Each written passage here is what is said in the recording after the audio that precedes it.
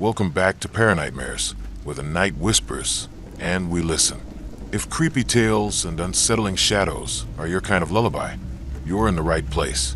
Before we descend into tonight's darkness, hit that like button, subscribe, and drop a comment telling me where you're from and what time you're watching. After you finish the video, let us know which part made your skin crawl most. I'm watching, and I read everyone. Ashwood Manor stood on a desolate hill overlooking the town, a monument to forgotten wealth and whispered tragedies. It had been abandoned for decades, its windows like vacant eyes, its gardens overgrown with thorny roses. Locals told tales of a young mother, Mrs. Eleanor Vance, who had lived there a century ago, driven mad by the loss of her infant son. They said her mournful lullabies could still be heard on the wind, weaving through the decrepit halls. But the true horror wasn't in the echoes of her grief. It was in the silence that followed. When Sarah and Mark, a young couple struggling with infertility and desperate for a fresh start, bought Ashwood Manor for a pittance, they saw only potential. A sprawling fixer-upper, far from the prying eyes of their sympathetic, but ultimately suffocating friends and family. They planned to restore it, to fill its empty rooms with laughter and, hopefully, a child of their own. They dismissed the local legends as charming, if macabre, folklore. The first oddity they noticed was the silence. Not just quiet, but an oppressive, almost heavy lack of sound within certain rooms, particularly the nursery. Even when they tried to play music or speak loudly, the sound seemed to be absorbed, dampened. They attributed it to the thick old walls and vast spaces. Then came the lullabies. Faint at first, a haunting, wordless melody, seemingly emanating from the walls themselves.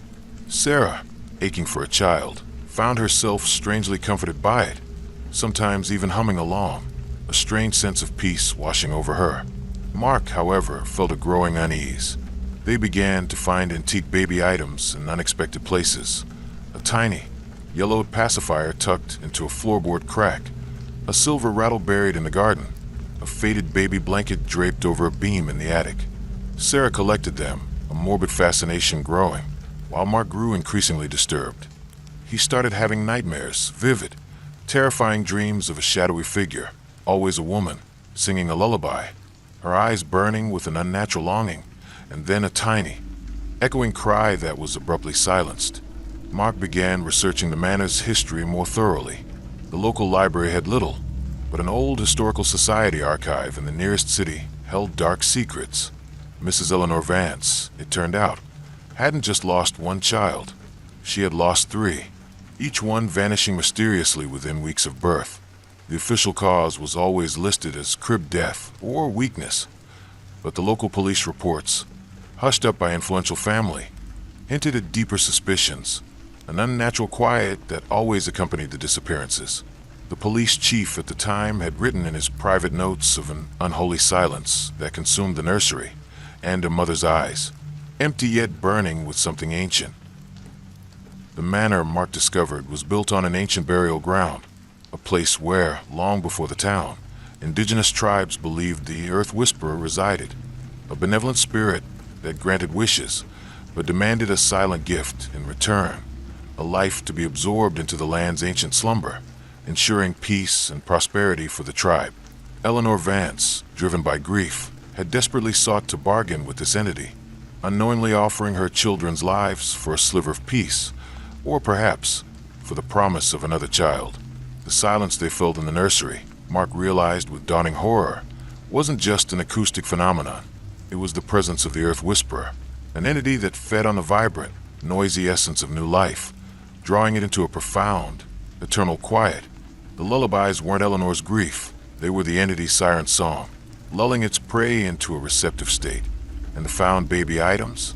They were remnants, echoes of the lives that had been silenced and absorbed. Sarah, meanwhile, was growing more withdrawn, spending hours in the nursery, humming the lullaby, her face placid, her eyes distant. She started talking about their baby, a child that didn't exist, but whom she spoke of with absolute certainty. Mark found her one evening holding an old, empty cradle, swaying gently, singing the lullaby, a faint, almost imperceptible green tinge in her eyes, a detail he'd seen in old photographs of Eleanor Vance. The manor wasn't just absorbing children. It was subtly reanimating the mothers, making them conduits for its ancient hunger. Mark knew he had to act. The next full moon was approaching, a time mentioned in Eleanor's journals as particularly potent for the Earth Whisperer. He believed Sarah was now under its direct influence, preparing for its next gift. He raced to the nursery. Sarah was there, standing over the empty cradle, her eyes fixed on something unseen, her lips moving in a silent, beckoning gesture. The silence in the room was absolute, pressing in, making his ears ring with its emptiness. He grabbed Sarah, trying to pull her away, but she resisted with surprising strength, her eyes flashing with a cold, inhuman anger. She spoke, her voice not her own, but layered with faint, echoing whispers, like many voices speaking in unison. "Don't disturb the peace. The gift must be given. The silence protects." Mark remembered something else from Eleanor's journal. The Earth Whisperer abhorred sudden, discordant sound, especially metallic ringing. He had packed an old brass school bell from his childhood, a relic of his own noisy past. With a desperate cry, he pulled it out and began to ring it furiously, the shrill, clanging sound ripping through the oppressive silence, tearing at the fabric of the room. The effect was immediate and violent. Sarah screamed, not her voice, but a cacophony of enraged whispers, and collapsed. The manor itself seemed to shudder.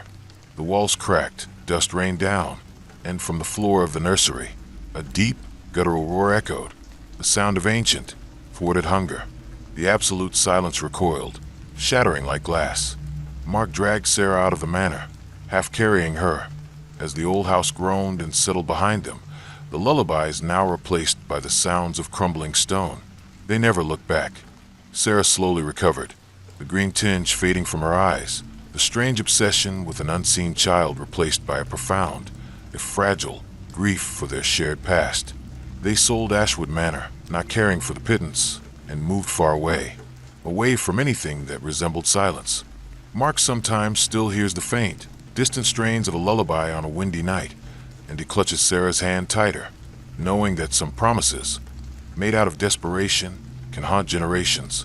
The manor still stands, empty and silent, waiting for its next desperate parents to seek its deadly peace.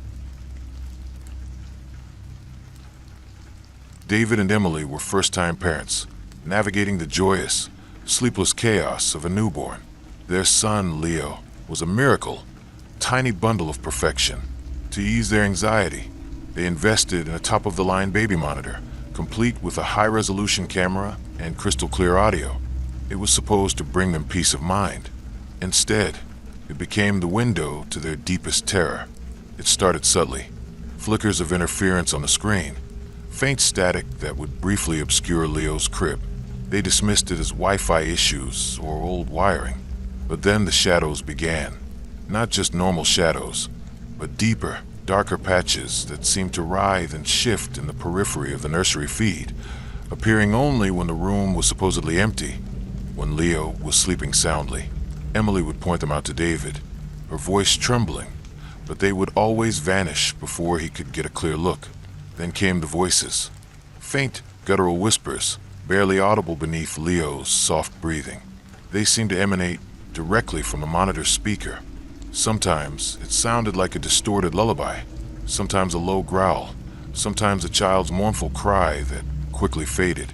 David blamed external interference, perhaps a neighbor's baby monitor, but the sounds were too specific, too unsettling. Emily started having nightmares. She dreamed of a dark, formless entity hovering over Leo's crib, its presence suffocating, its touch cold. She'd wake in a cold sweat, rushing to the nursery, only to find Leo sleeping soundly, the monitor displaying an empty, seemingly peaceful room. Yet the shadows, she swore, were darker, denser in her peripheral vision as she left the room. They consulted with a technician, who found nothing wrong with the monitor or their home's electrical system. Perfectly normal, he declared, leaving them with their growing dread. David began to stay up late, watching the monitor, trying to catch whatever was causing the disturbances. He'd occasionally see quick, darting shadows, like an insect too fast for the eye to follow, but larger, more menacing. One night he saw it, a distinct, elongated shadow, thicker than any natural darkness, slowly detached itself from the wall near Leo's crib. It coiled, expanding, and then, impossibly, it seemed to lean over the crib, its form deepening, its edges rippling as if in an unseen current. From the monitor's speaker, the guttural whispers coalesced into clear, chilling words. "Sleep, precious, sleep with us." David screamed, leaping from the bed, and sprinted to the nursery. He burst in, flipping on the lights. The room was empty, bright and still. Leo was sleeping soundly, but the baby monitor, sitting on the dresser, displayed nothing but pure, churning static. When he looked back at his phone, the feed had cut out entirely. He tried to rationalize it. Stress, exhaustion, tricks of the light. But Emily, now awake, pointed to something on the nursery floor. A faint, almost imperceptible discoloration on the wooden planks, leading from the crib to the wall. It looked like a residue, something dark and viscous, slowly evaporating into the air. They learned of the previous owners of the house, a young family who had inexplicably moved out years ago, leaving almost all their belongings behind. A local real estate agent, unnerved by the memory, hinted at a dark presence, a feeling that the house didn't want children. Digging deeper, David found a brief, obscure newspaper clipping from decades ago. A child, born in that very house, had died mysteriously in its crib, the cause of death listed as unknown. The family had fled shortly after. David realized the monitor wasn't just showing interference. It was capturing something their eyes couldn't fully perceive, something beyond the visible spectrum. The shadow wasn't just a trick of the light. It was a non-corporeal entity, a parasitic presence attracted to the innocent, unprotected life force of newborns. It had consumed the previous child, and it was now coming for Leo, using the static as its veil, the whispers as its lullaby. The monitor, ironically, was amplifying its presence, giving it a pathway into their reality, a means to communicate its chilling desires. They considered moving, but the thought of exposing another child to this entity elsewhere was unbearable. They decided to fight. Emily researched ancient protective symbols, cleansing rituals. David focused on disrupting the entity's access. The monitor was its primary conduit. He took it apart, discovering an intricate network of sensitive receivers and emitters, strangely attuned to the precise frequency of the whispers he had heard. On the next night, with Leo sleeping in their own room, they set up an array of white noise generators and powerful lights in the nursery, flooding the room with sensory input designed to overload and repel the shadow. They placed the dismantled monitor, its circuits exposed, in the center of the room. As the hour of the shadow's typical appearance approached, the static in the room surged, crackling around them, the air growing heavy and cold. The whispers returned, louder, more enraged. "Mine is mine, you cannot hide." Then, from the walls, from the very floor, the shadows began to coalesce, reaching out like grasping tendrils. They writhed, desperate to reclaim their target, but the cacophony of white noise and the blinding, oscillating lights seemed to disorient them. The whispers turned to guttural screams, echoing around the room, making their teeth ache.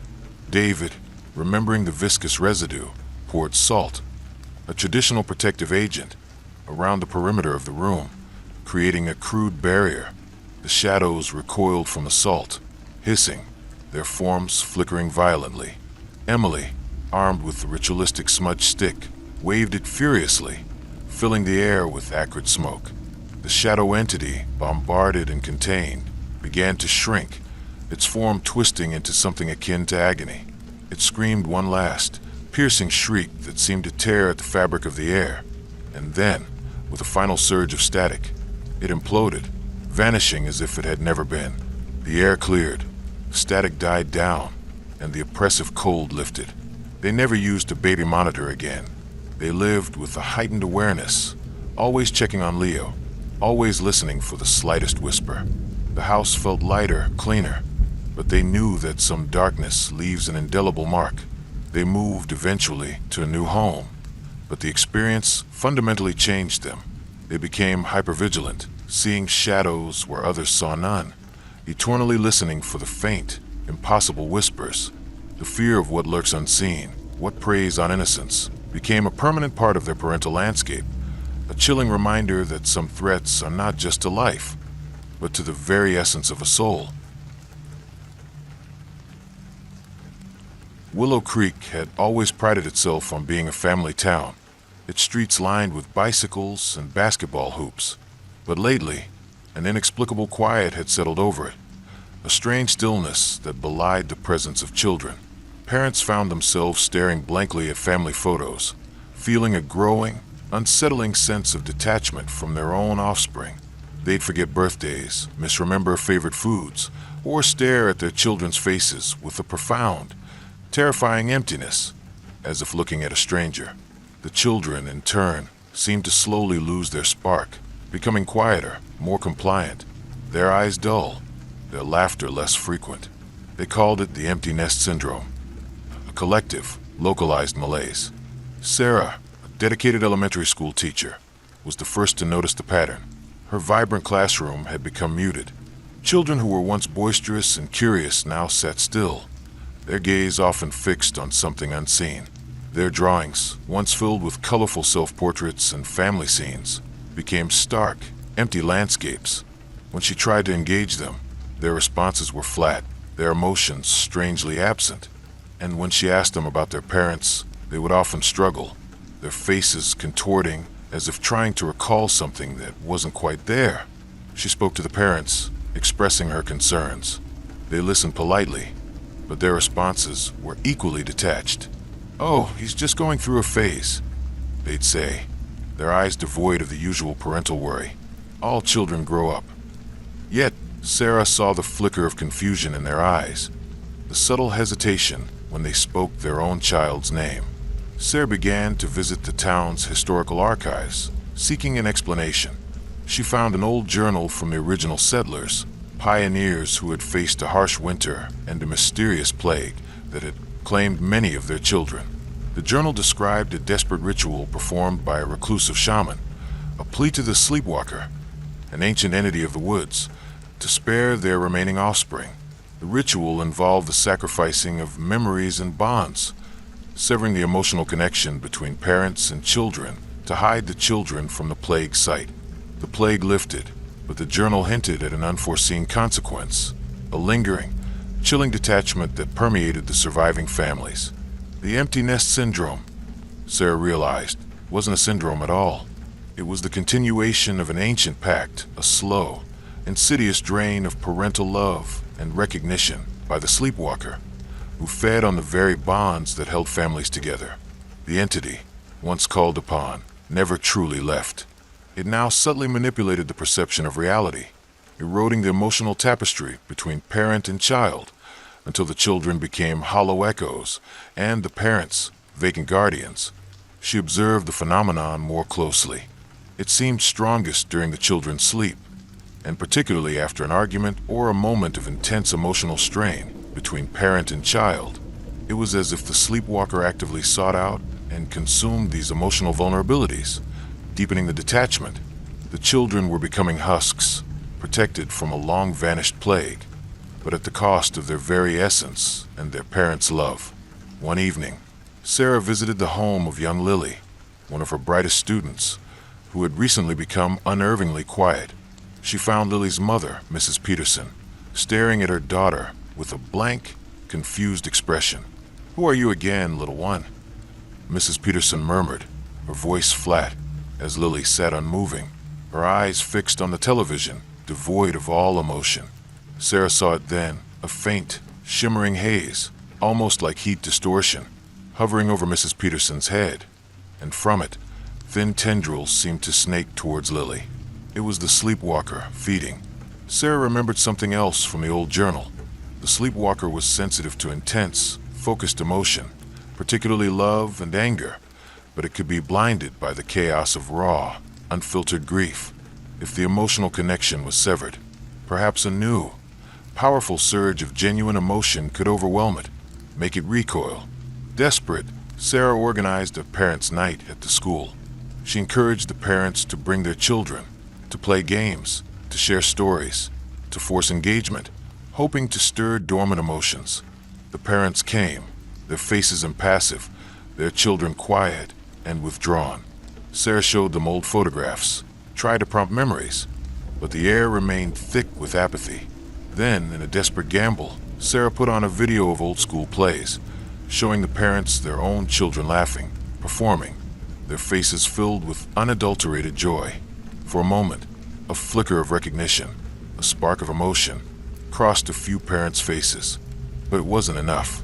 The sleepwalker's influence was too strong. In a last, desperate act, Sarah pulled out a box of old children's letters and drawings, some of them her own, from previous classes.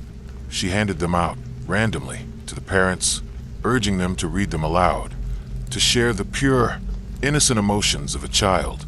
One father, Mr. Davies, whose son had been particularly affected, picked up a letter.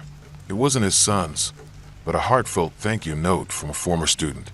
He began to read it aloud, his voice flat, but as he continued, something shifted.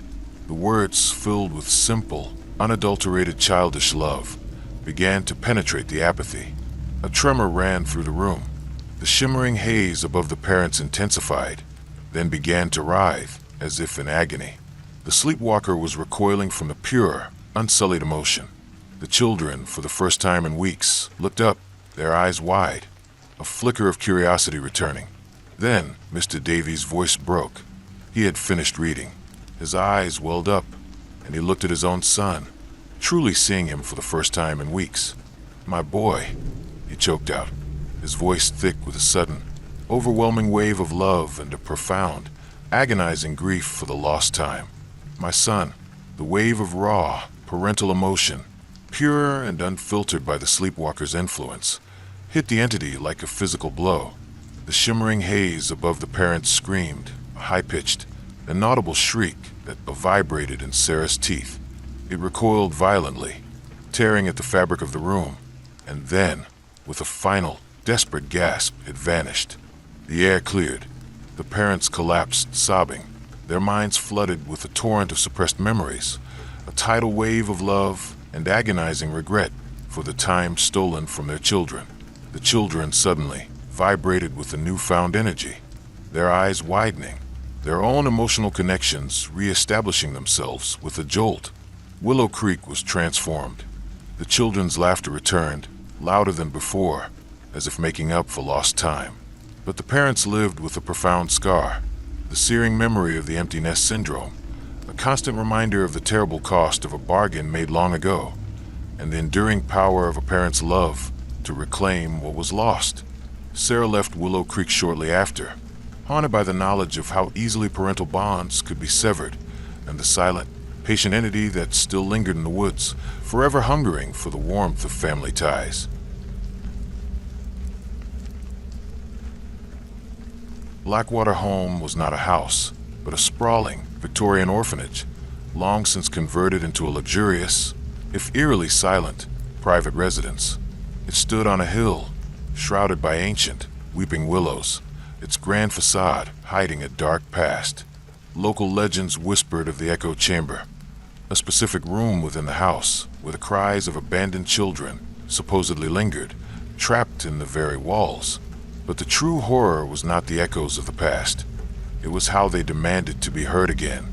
When Maria and Thomas, a wealthy couple hoping to start a family through adoption, bought Blackwater Home, they were drawn by its history and grandeur.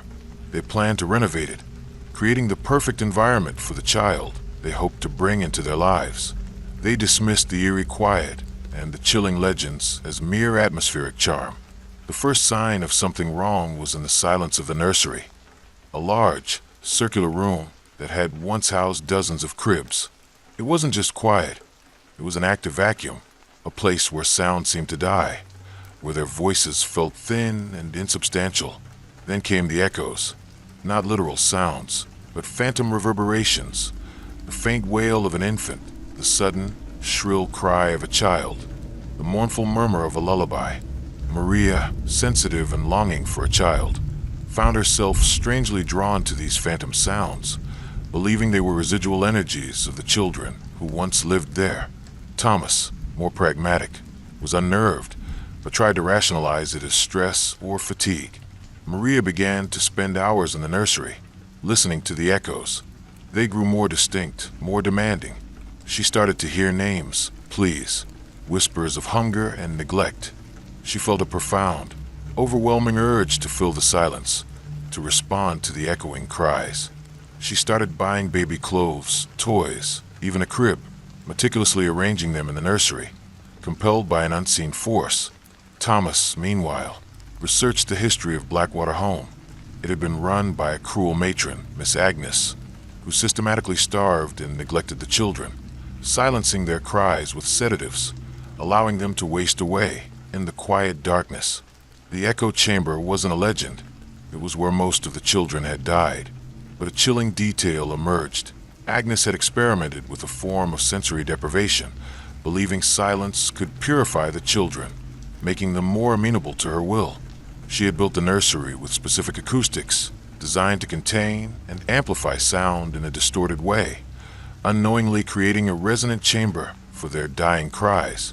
And those cries, fueled by agony, had somehow imprinted themselves on the very fabric of the house, evolving into something more.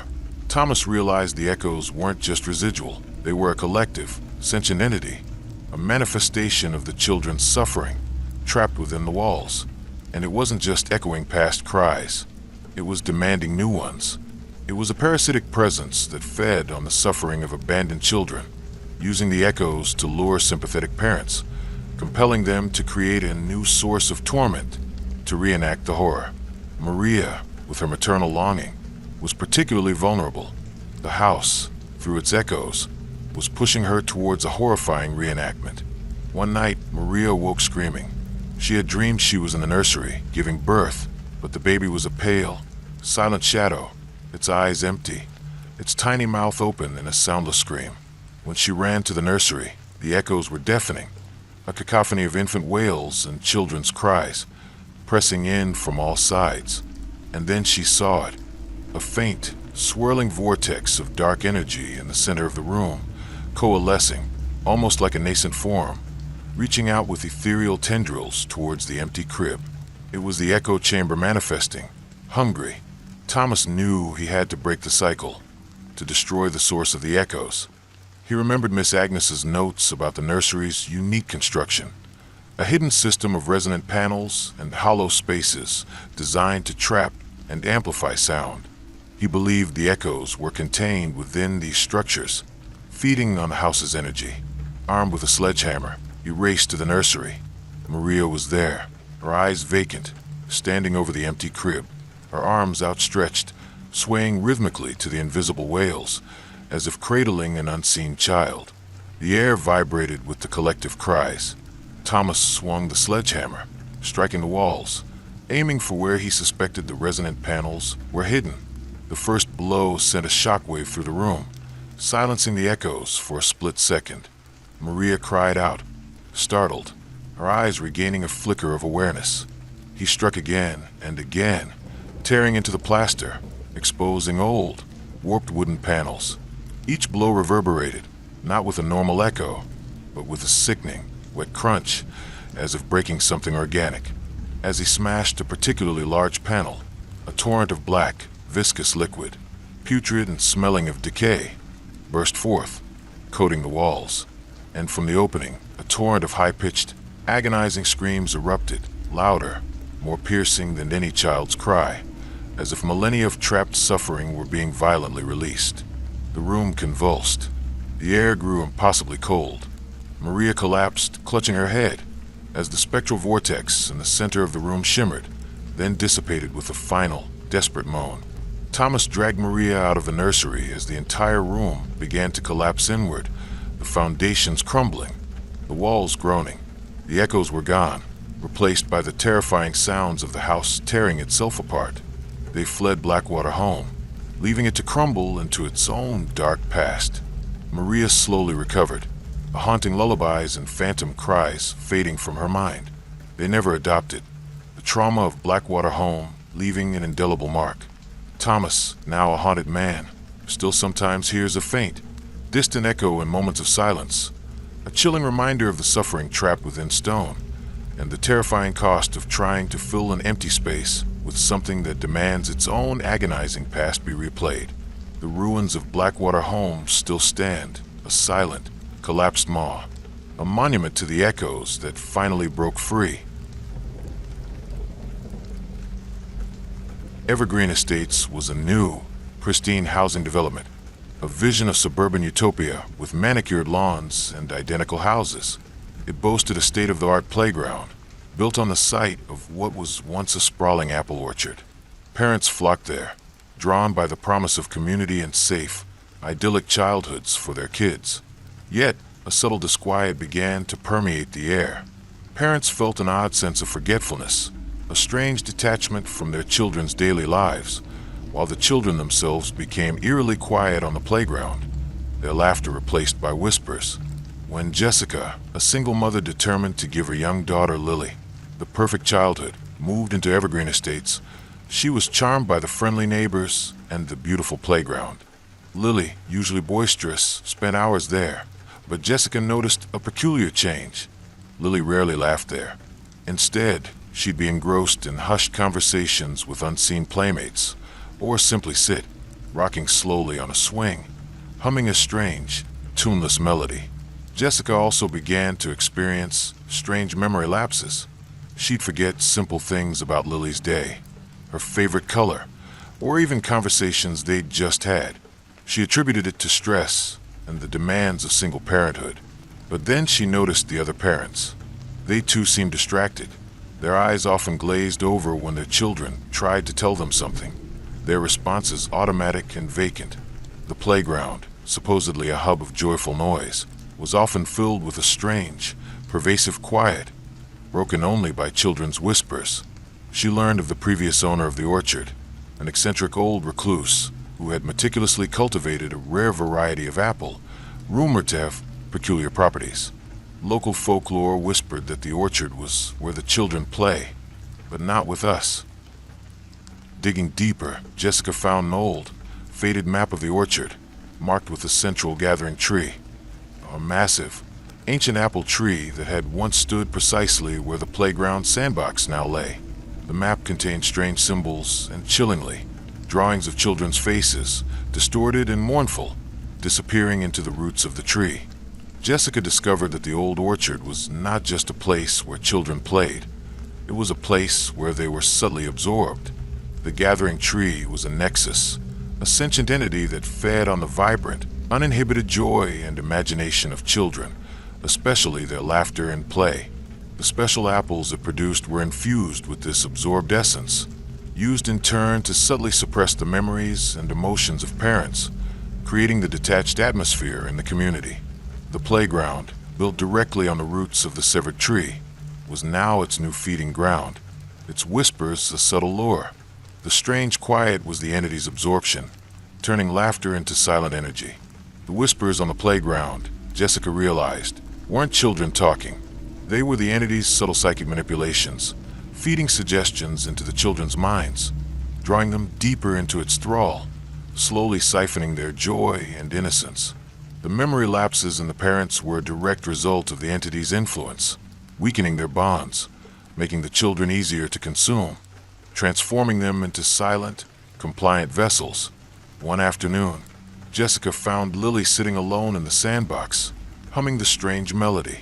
Her eyes were vacant, fixed on the ground, and from her lips, the whispering melody was clear, hypnotic, and utterly devoid of childhood joy. Her small hands were methodically scooping sand, not building castles, but performing a ritualistic gesture. From the sandbox, a faint, almost imperceptible shimmering rose, like heat haze, coiling around Lily.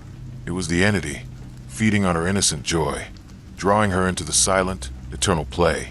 Jessica remembered the old map, the drawings of children disappearing into the roots. The entity was still rooted there, deep beneath the playground. She knew she couldn't fight an invisible force directly, but she could disrupt its feeding ground, sever its new connections.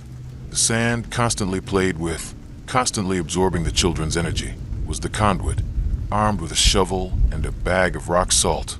Known for its disruptive properties against certain energies, she returned to the playground at night. The air was thick with the pervasive, hypnotic whispers, seemingly emanating from every swing and slide. The sandbox shimmered with an unnatural light, and she could almost see faint, childlike forms coalescing within the sand. Their laughter muted, their movements fluid and ghostly. With a desperate cry, Jessica plunged the shovel into the sandbox, tearing into the undisturbed earth beneath. The whispers around her rose to a shriek of indignation and agony. She began to furiously dig, scattering the sand, breaking apart the hidden roots that still permeated the soil, the remnants of the ancient gathering tree. She poured the coarse rock salt into the disturbed earth, hoping to burn away the entity's residual presence. As the salt hit the disturbed earth, a guttural, earth-shaking groan echoed from deep beneath the playground. The ground convulsed. The swings began to sway violently on their own. The slides vibrated, and the entire playground seemed to writhe as if in pain. The whispers intensified to a cacophony of enraged, childlike screams, then abruptly died down, replaced by a profound, echoing silence. Jessica fled Evergreen Estates that night, leaving behind a ruined playground and a community that was slowly, painfully, awakening from its collective trance. The memory lapses remained, but the terrifying apathy lifted, replaced by a profound and aching awareness of lost time, of moments of joy stolen. The laughter of the children slowly returned, but it was tinged with a new solemnity, a quiet understanding of what had almost been lost.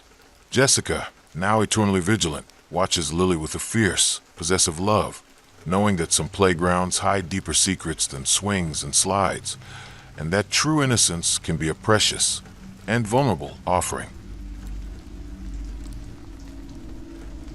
Mirror Lake was the jewel of the small, isolated town of Lakeside, its still, glass-like surface perfectly reflecting the sky and the surrounding ancient pines. Locals believed it held a unique, almost mystical quality. Parents often brought their children to its shores, encouraging them to look into its depths, claiming it showed your true self. But the reflections were not always benign, and sometimes they showed a distorted, terrifying version of the future that slowly, inevitably, came to pass. The true horror was when the reflection showed a child alone, and then it became real. When Amelia, a child psychologist specializing in trauma, brought her withdrawn teenage daughter, Clara, to Lakeside for a healing retreat, she hoped the tranquil beauty of Mirror Lake would help Clara open up after a difficult year. Amelia herself was a single mother, burdened by guilt over her perceived failures in connecting with her daughter. She saw the lake as a symbol of clarity. Clara, however, was drawn to the lake with an unsettling intensity. She spent hours by its shore, staring into its depths, captivated. Amelia observed a strange phenomenon. Clara's reflection in the lake was often subtly different, a momentary flicker, a fleeting expression of sadness or anger that wasn't on Clara's face, or sometimes the reflection would show Clara alone, even when Amelia stood right beside her. Amelia dismissed it as optical illusions, or perhaps Clara's own psychological state manifesting. The townsfolk were peculiar. Parents were fiercely protective of their children, almost obsessively so, but also seemed haunted by a subtle dread. They spoke in hushed tones of the lake's truth, and the cracked reflections that warned of coming sorrows. Every few years, a child would disappear or suffer a terrible accident, always after their reflection had shown a specific, chilling distortion. The town's official narrative was always tragedy, but the underlying fear was palpable. Amelia discovered old journals in the town's historical society, written by the first settlers. They described Mirror Lake as a sacred site, a place where the veil between worlds was thin, allowing glimpses into alternate realities or potential futures. But a darker strain of folklore emerged. The lake was not just a mirror, but a predatory entity, a reflection weaver that fed on parental fear and the innocence of children. It showed parents horrifying glimpses of their children's isolated futures, subtly manipulating their anxieties, drawing the children into a deeper connection with its shadowy depths until the reflection became the reality. The lake wanted children, not just their images, but their very selves, to be absorbed into its distorted reflection. The flickering reflections, Amelia realized, weren't illusions. They were the lake's projections. Its tempting, terrifying visions designed to sow seeds of fear in parents, driving them to protect their children, inadvertently strengthening the lake's hold. The ultimate goal was to make the child's reflection a permanent fixture in the lake's depths, detaching them from reality, then drawing their physical form into its cold embrace. One afternoon, Clara came home from the lake, her face pale, her eyes wide with a profound terror. "Mom," she whispered, her voice trembling. "My reflection, it showed me alone, in the dark, and it smiled." Amelia rushed to the lake with Clara, her heart pounding. As they looked into the water, Clara's reflection shimmered. For a terrifying second, it showed Clara alone, her face twisted in a silent scream, her form dissolving into the dark, reflective depths. Then, it snapped back to normal. The lake was coming for Clara. Amelia knew she had to break the lake's hold. The key was the parental fear and the children's innocence. The lake was a conduit, reflecting not just light, but emotions. It needed to be disrupted, its surface broken. She learned of a tradition among the older locals, long since abandoned. When a child was born, a stone, etched with the child's name, was placed at the bottom of the lake, meant to bind their true self to reality. Amelia realized this wasn't protection. It was a further entanglement, making the children vulnerable to the lake's influence. The stones acted as anchors, drawing the children deeper into the lake's reflective trap. Armed with a heavy fishing net and a lead weight, Amelia returned to the lake at night. The surface was impossibly still, a perfect black mirror, reflecting the stars with chilling clarity. She could almost see faint, shimmering reflections beneath the surface, fleeting images of children, their faces distorted, their forms wavering, trapped in eternal, silent play within the lake's depths. With a desperate cry, Amelia cast the lead-weighted net onto the lake's surface. The impact shattered the perfect reflection into 1,000 ripples, disrupting the mirror. The lake reacted violently. A low, guttural moan echoed from its depths. The water churned, turning from glass-like stillness to a terrifying, boiling froth. From beneath the surface, spectral hands seemed to rise, clawing at the air, their forms shimmering, dissolving. The trapped reflections of the children were being violently disturbed, broken from their eternal prison. Amelia began to drag the heavy net across the lake bed, hoping to snag the binding stones and pull them free. As she did, the lake screamed, a sound that was both water and suffering, a vast, ancient wail that ripped through the night. The reflections of the children, released, rose from the water like shimmering mist, swirling for a moment, then dissipating into the night sky. Finally free, Amelia returned to Clara, shaken but resolute.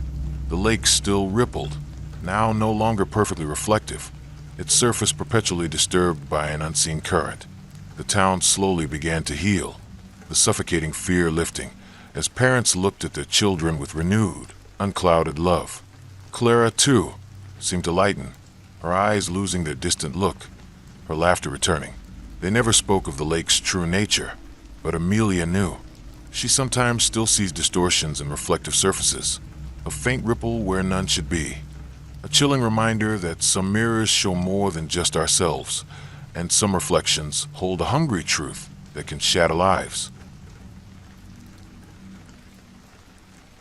Sandman's Cove was a picturesque seaside town, famous for its unusually soft, shifting sands and the peculiar stillness that often fell over its residential areas, especially at night. Parents often commented on how easily their children fell asleep, attributing it to the fresh sea air. But there was a deeper, more unsettling truth. Children here didn't just sleep. They slipped into a profound, unnaturally deep slumber from which some never fully returned, their personalities fading, their eyes becoming dull and listless. Locals called it the Sandman's Blessing, though their faces betrayed a grim understanding. When Sarah, a single mother whose young son, Leo, suffered from chronic insomnia, moved to Sandman's Cove seeking a cure, she was thrilled by how quickly he succumbed to the town's calming influence. Within days, Leo was sleeping deeply, soundly, for hours. Sarah felt a profound sense of relief. A weight lifted from her shoulders. Yet, a subtle unease began to creep in. Leo was sleeping too soundly. He was difficult to wake, and when he did, he seemed disoriented, groggy. his eyes holding a strange, dreamy blankness. She noticed the other children in town. They too were unusually quiet, often found staring blankly into space, their movements slow and deliberate. Their parents, while outwardly content with their children's peaceful sleep, also seemed subtly weary, their eyes often distant, as if constantly battling a pervasive drowsiness themselves. The town was permeated by a strange, almost hypnotic stillness, a pervasive hush that made every sound seem too loud, every movement too jarring. Sarah, pediatric sleep specialist, quickly realized this wasn't just healthy sleep. Leo's brain activity during sleep was abnormal, almost comatose, far deeper than normal REM cycles. She found old town records, detailing generations of unexplained sleep sicknesses that often led to children becoming permanently lost to the dream. The children weren't just sleeping, they were being pulled into something, their consciousness slowly being consumed. She learned of the Sandman, a local legend of a benevolent spirit who granted peaceful sleep, particularly to children. But an older, darker version of the tale emerged. The Sandman wasn't benevolent. It was an ancient, amorphous entity that lived beneath the shifting sands of the cove, feeding on the vivid, boundless dreams of children. It granted a profound, seductive sleep, and in return, it siphoned off their very essence, their personality, their memories, leaving behind only an empty, sleeping shell. The soft, shifting sands weren't just natural. They were permeated with the Sandman's influence, radiating its dream-inducing hum. The blessing, Sarah realized with dawning horror, was a curse. The stillness of the town was the Sandman's presence, its silent lullaby, its insidious way of lulling everyone into a state of passive acceptance. The deep sleep was the process of consumption, the fading personalities the result of its feeding. The parents' own weariness was a side effect, a subtle drain on their own vitality, making them less capable of resisting the entity's influence over their children. One night, Sarah found Leo in his bed, his eyes open but unseeing, his body rigid, his breathing almost imperceptible. A faint, almost transparent shimmering hovered over him, like heat haze, slowly descending, its tendrils reaching towards his forehead. From it a low, mesmerizing hum resonated, drawing her in, making her feel drowsy, almost eager to succumb. This was the Sandman, claiming Leo's dreams, taking his essence. Sarah knew she had to fight the dream with reality, to shatter the hypnotic spell. She remembered something from her research into sleep disorders. Vivid, jarring sensory input could sometimes break a deep coma. The Sandman thrived on stillness and gentle, lulling sounds. It hated chaos and sharp, sudden disruptions. She grabbed a foghorn she had seen on the mantelpiece, a relic from Leo's grandfather, a fisherman. With a desperate cry, she pressed the lever. The piercing, raucous blast of the foghorn ripped through the oppressive stillness of the room, shattering the pervasive hum. The shimmering entity above Leo convulsed, recoiling violently, its form twisting into something akin to agony, letting out a soundless shriek that vibrated in Sarah's teeth. Leo's body twitched, his eyes fluttering, and he gasped, drawing a deep, shuddering breath. The Sandman, startled and wounded, receded, its form dissolving into the shadows. Sarah continued to blast the foghorn, again and again, the jarring sound echoing through the house, shattering the quiet of the night. The entire town seemed to stir, parents waking with a jolt, their faces etched with a dawning horror as they looked at their children, seeing the faint, dreamlike haze that had almost consumed them. The Sandman, driven back, never fully vanished, but its immediate power was broken. Leo slowly recovered, his personality returning, his laughter filling the house once more. But Sarah never let him sleep in absolute silence again, always leaving a light on, always playing a subtle, chaotic stream of white noise. She understood that some dreams are predatory, and some slumbers can lead to an eternal, silent waking. The sands of Sandman's Cove are still soft, but now a subtle fear permeates the air, a chilling reminder of the gentle lure of eternal sleep, and the watchful presence of a mother who snatched her child back from the edges of oblivion. Cedar Grove was a quiet, unassuming suburban town, its streets lined with mature cedar trees that cast long, comforting shadows. It was a place where children played freely, their laughter echoing through the cul-de-sacs. But parents here lived with a strange, unspoken dread. The children would often speak of unseen playmates, talking to empty spaces, sharing toys with thin air. The children often seemed tired, their eyes wide and distant, as if sharing secrets with silent companions. And occasionally, one of the unseen playmates would become subtly, disturbingly visible when Michael and Lisa, a couple struggling with their son Ethan's imaginary friends, moved to Cedar Grove hoping for a more grounded environment. They found the prevalence of unseen playmates alarming. Ethan, a bright and imaginative boy, immediately seemed to bond with a new invisible companion he called Whisper, spending hours in the backyard, whispering secrets to the empty swing set. Michael, a psychiatrist, initially dismissed it as a harmless developmental phase, albeit an unusually widespread one. Lisa, however, felt a growing unease, especially when Ethan's laughter on the swing set sounded just a little too hollow, but a little too strained. They soon noticed the peculiar dynamics among the children. They rarely played with each other. Instead, each child seemed engrossed in their own silent games, their eyes darting to empty spaces, their hands gesturing as if interacting with unseen figures. Parents would often find their children's toys scattered inexplicably, or hear faint, childlike giggles when no one else was present.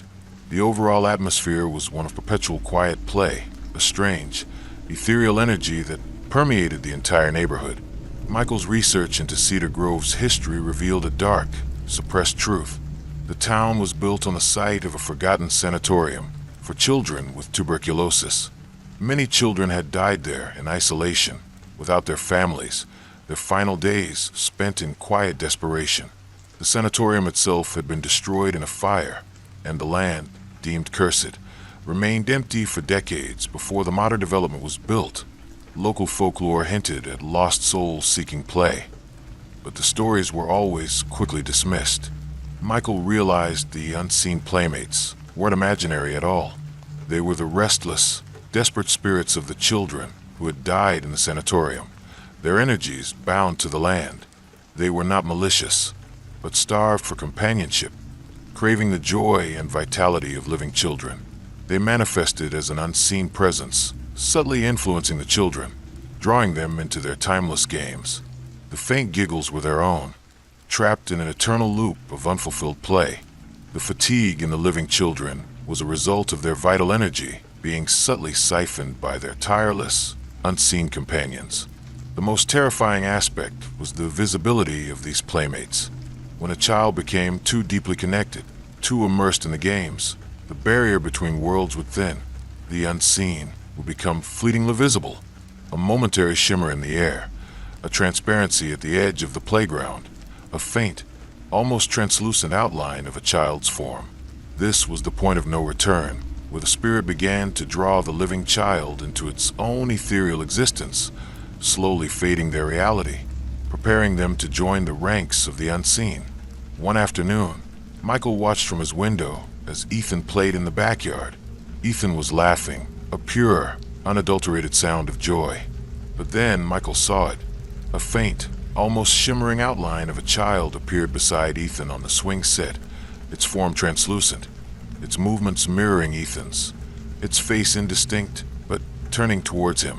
And then the faint outline of the unseen child turned its head, and its eyes, dark and hollow, seemed to fix directly on Michael, a silent, beckoning stare. Michael knew then that the danger was imminent. The unseen playmate was claiming Ethan. He rushed outside, yelling Ethan's name, trying to break the connection. Ethan looked at him, his eyes wide and unfocused, a strange, blank expression on his face. The unseen playmate, still subtly visible, seemed to recoil from Michael's sudden, intrusive presence, its translucent form flickering, its face contorting in a silent snarl of rage. Michael remembered something from an obscure psychiatric text he'd read years ago about soul fragments, theories that intense, prolonged suffering could imprint a kind of psychic residue onto a location. He believed the children's spirits were desperate, fragmented echoes. He knew he couldn't banish them, but he could perhaps help them find peace, release them from their endless, lonely play. He needed to make them seen, truly seen, and acknowledged. That night, Michael brought a projector and a screen to the playground. He projected old, black and white photographs he'd found in the sanatorium archives, images of the children who had died there, their faces gaunt but their eyes still holding a spark of life. He also played old lullabies, gentle, soothing melodies from the era, believing that perhaps the spirits were simply trapped in a cycle of longing for comfort. As the first images of the historical children flickered onto the screen, a strange, collective murmur rose from the playground. The air grew heavy, and spectral forms, more distinct than before, began to coalesce around the screen, drawn to the images of their past selves. They reached out with translucent hands, their forms shimmering with a desperate yearning. The lullabies seemed to soothe them, drawing them closer. Michael spoke to them, his voice raw with emotion. "You are seen," he whispered. "You are remembered. You are not alone anymore. It's okay to rest. It's okay to go home." As he spoke, the spectral forms began to glow, a faint, ethereal luminescence. They turned towards him, their hollow eyes now filled with a profound, peaceful gratitude. Then, slowly, gracefully, they began to ascend, dissolving into the night sky like wisps of mist, their silent forms finally free. Cedar Grove slowly healed. The children's laughter returned, vibrant and unburdened. The parents, too, felt a weight lift, their memories clarify, their connections to their children strengthening. Michael and Lisa stayed, forever changed by what they had witnessed. They learned to value the simple, noisy chaos of a child's life, understanding that some playmates are better left unseen, and that true healing sometimes comes from acknowledging the unquiet dead. The cedar trees still cast their long shadows, but now a subtle, peaceful silence rests beneath them, a testament to the souls who finally found their way home. The old rectory in the heart of the town, abandoned for decades, was a place of local fascination and fear. Its windows were boarded, its gardens choked with weeds, and a pervasive chill seemed to emanate from its very stones. Even on the warmest days, locals whispered of the weeping mother, a distraught woman who had once lived there, whose ceaseless grief over her lost children had somehow infused the very walls, making them weep with an ethereal sorrow. But the truth was far more insidious. The walls didn't just weep, they demanded. When Clara, a single mother fleeing a difficult past, and her spirited young daughter, Lily, bought the rectory for its unbelievably low price, they saw a chance for a new life, a grand home they could never otherwise afford. Clara dismissed the dark rumors as quaint local color, eager to start fresh. The chill was the first thing they noticed indoors, a persistent, unnatural cold that clung to certain rooms, particularly the master bedroom, where Clara intended to sleep with Lily until renovations were complete. Then came the whispers. Faint, mournful, almost imperceptible at first, they seemed to emanate from within the walls themselves, a low, continuous drone of sorrow and longing. Clara, burdened by her own anxieties and guilt over past mistakes, found herself strangely soothed by the sound, a sense of shared sadness that felt oddly comforting. Lily, however, began to suffer from nightmares, waking in tears, speaking of sad voices in the walls. Clara, despite her own growing weariness, tried to dismiss Lily's fears, but the whispers intensified, growing clearer, more distinct. They were not just mournful, they were subtly manipulative, speaking of comfort, of an end to suffering, of a profound, encompassing peace that could only be found in silence. And from them, she began to hear a voice, specific and clear, a woman's voice, speaking of a mother's ultimate sacrifice for her child, of eternal rest, of a way to make everything better. She learned of the rectory's dark history. It had been the home of Reverend Blackwood and his wife, a devout but increasingly desperate woman who had lost 3 children in infancy to a mysterious wasting sickness, all within the rectory's walls. Driven to madness by grief, she had performed a desperate, forbidden ritual, a pact with a shadowy entity that promised to absorb all pain and sorrow for herself and future occupants, ensuring a perpetual, grief-free existence. The price, the absorption of all overwhelming emotion, especially the passionate, consuming love and fear of a parent for their child. The entity fed on this intense emotional energy, and the walls of the rectory were its conduits, slowly drawing in the very essence of parental love, leaving behind emotional numbness, a chilling, placid emptiness. Clara realized the whispers weren't just residual sorrow. They were the entity's insidious lure, its way of slowly draining parents of their love and fear, preparing them for total emotional absorption. The children, deprived of this emotional nourishment, were slowly wasting away, not physically, but spiritually, their vitality being siphoned by the comforting presence in the walls. Lily's nightmares were her mind's desperate fight against the encroaching emotional void. The previous occupant, the weeping mother, hadn't been weeping. She had been silently, unknowingly, being drained, her grief being absorbed until she became an empty shell, her children following into a similar emotional void. One evening, Clara found Lily pale and unresponsive, her eyes wide and blank, staring at the wall. From the wall, a faint, shimmering vapor seemed to emanate, slowly coiling around Lily, drawing the color from her skin, the light from her eyes. The whispers were deafening in Clara's mind now, urging her, "Let go, surrender, peace awaits for you and your child." Clara felt a strange, compelling calm wash over her, a seductive urge to simply stop fighting, to embrace the comforting emptiness. But then, Lily gave a small, almost imperceptible tremor, and a faint tear traced a path down her pale cheek.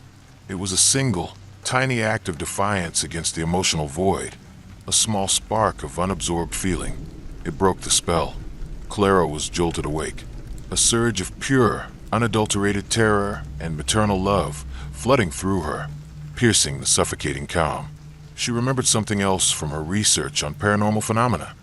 Ancient protective symbols, symbols of life and vibrant emotion, were believed to repel entities that fed on negative emotional energy. She needed to counter the rectory's oppressive calm with overwhelming, passionate emotion. She needed to flood it with life. She rushed to Lily's art supplies, grabbing every bright, vibrant color she could find. She began to draw furiously on the walls of the master bedroom. Not just any drawing, but a chaotic, vibrant mural of life. Flowers bursting with color, laughing suns, children playing, a riot of joyous, unbridled emotion. As she painted, the whispers from the walls rose to a furious shriek, a cacophony of enraged, suffering voices, as if her passionate acts of creation were tormenting them. The shimmering vapor around Lily recoiled, twisting, its form flickering violently, its silent screams tearing at the air. Clara painted faster, fueled by her desperate love for Lily, by her fierce defiance against the emotional void. The walls groaned, cracked spiderwebbing across the plaster as if the very stone was recoiling from the deluge of color and emotion. Black, tar-like liquid, thick and putrid, began to seep from the cracks, oozing over her vibrant mural, trying to smother the life she was creating. With a final, desperate surge, Clara smeared a blob of pure, vibrant red paint over the largest crack, drawing a crude, burning heart. The rectory roared a sound of ancient, thwarted hunger, and then, with a final, shuddering collapse, the entire master bedroom wall imploded inwards, revealing a vast, dark cavity within the house, from which emanated a profound, echoing silence, no longer mournful, but truly empty. Clara dragged Lily out of the collapsing rectory, never looking back. The house, its emotional core ruptured, soon crumbled into ruins. They left the town, forever changed. Clara learned to embrace the messy, chaotic, often painful reality of love, understanding that true emotional connection, even with its sorrows, was the only defense against the creeping void. Lily, though still haunted by the memory of the sad voices, grew to be a vibrant, emotionally resilient child.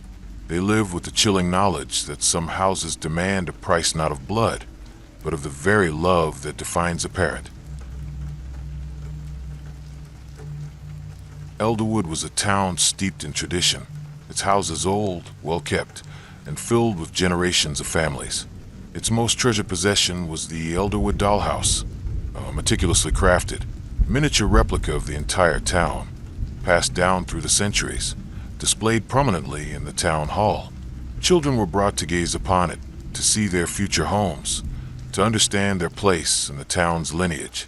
But sometimes tiny, porcelain tears would appear on the faces of the dolls, and when they did, a child in the corresponding house would fall gravely ill, slipping into a strange, unresponsive coma. Parents called it the dollhouse sickness, a mysterious ailment with no cure. When Dr. Eleanor Vance, renowned pediatric neurologist, returned to her ancestral home in Elderwood after her own young daughter, Clara, inexplicably fell victim to the dollhouse sickness, she was desperate.